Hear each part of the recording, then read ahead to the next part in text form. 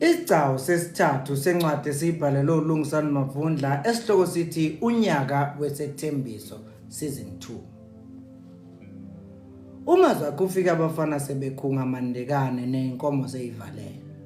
Amboze ngesidikiselo ogalaza laba basegcekeni obekuphekwe ngayo inyama yenkomo ebiwisela umsebenzi. Acoshe nezinye izinto nje lapha egcekeni eyongena nazo endlini enkulu la abazali bakhe behleli khona bebuyekezo bekwenziwe emini. Wayesethi uyophuma ngomnyango nje ngesikhathi uyisembiza. Mazakhe awuhlali phansi. Athathi icansi phakathi kwamanye ayencike odongeni alendlale phansi ngaphesheya kayise owayehleli ngasemnyango esibhekini nomalume wakhe uJobe kanjalo nonina uMasithole. Wenze njani? Ubaba uShongane. Wenze njani ngengane yabantu lo buyilethela ekhaya? Angiqonda ukuthi ikhehla likhuluma ngani. Mshana, ayinhle lento oyenzile. Usiphoxe kakhulu kubantu basemzini.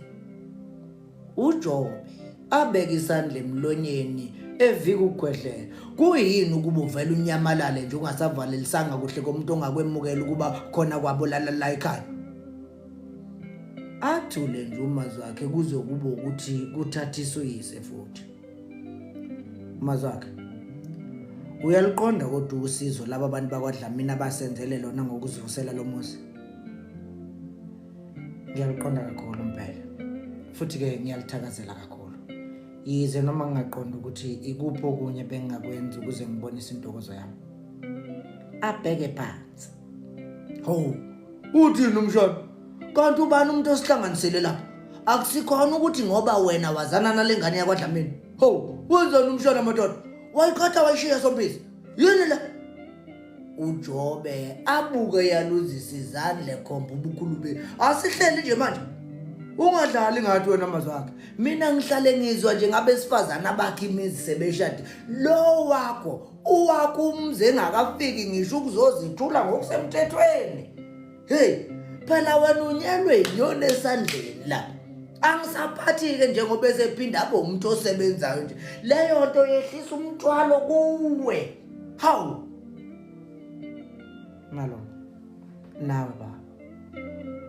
Ake ngixolise nje ngokuthi ngihamba umcimbi ungakapheli. Nokuthi angibangabikho ukuvalelisa izivakashini bezisambele kubalwa nabakwaDlamini njengoba vele kuyiqiniso ukuthi imina owazana nophele.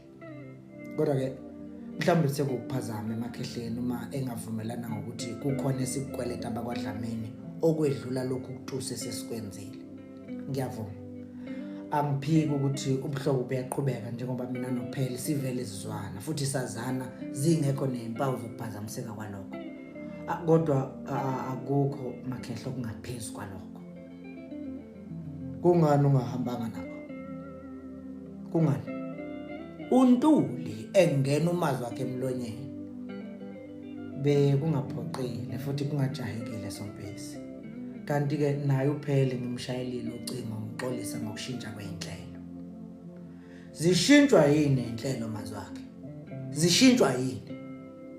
Untuli esukuma esihlalweni. Mazwakhe, ungalingi ungitshela ukuthi namanje usayilandele lengane yakamkhize yize noma seyilotsholiwe ngoba ngifuna wazi mfana wami ukuthi uyophuma uphele la ekhaya. Uyangizwa ukuthi ngithini kwena? Ngingeshela umuzi sibili mina ngenxa nje yokwesweleka kwengqondo la kuwena manje. Eshe ingqonqotha ngomunwe ekhanda ekhombisa ukweseleka kwengqondo. Athule nje umazwakhe engaphenduli. Lilonke nje mshana.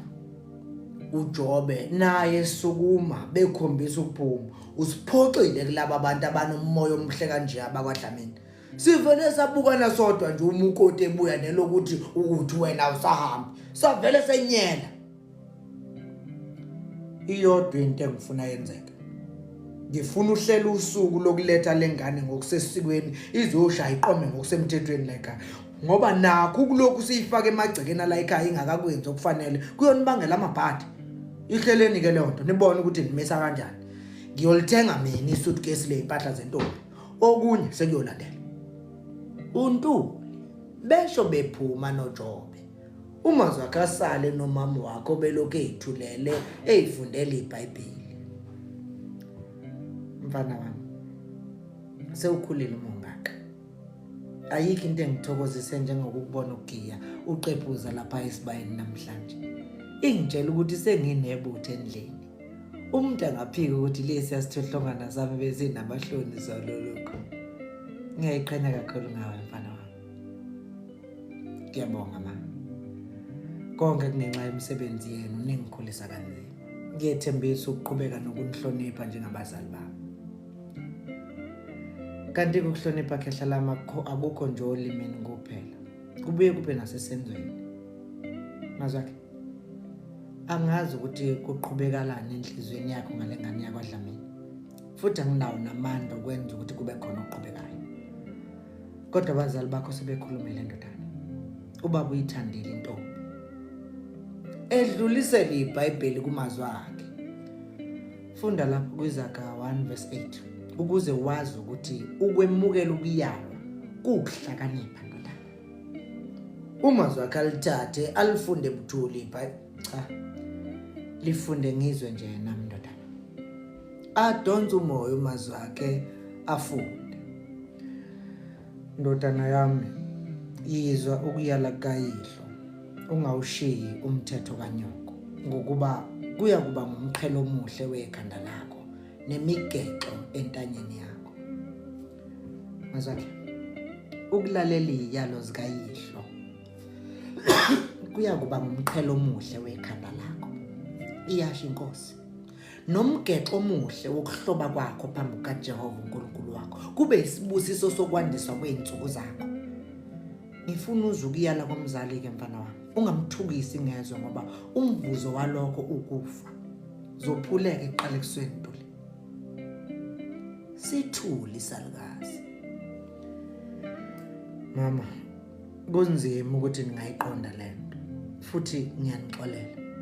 Angikaze nibe la engikhona. Mazwakhe, sibadala uma singaka.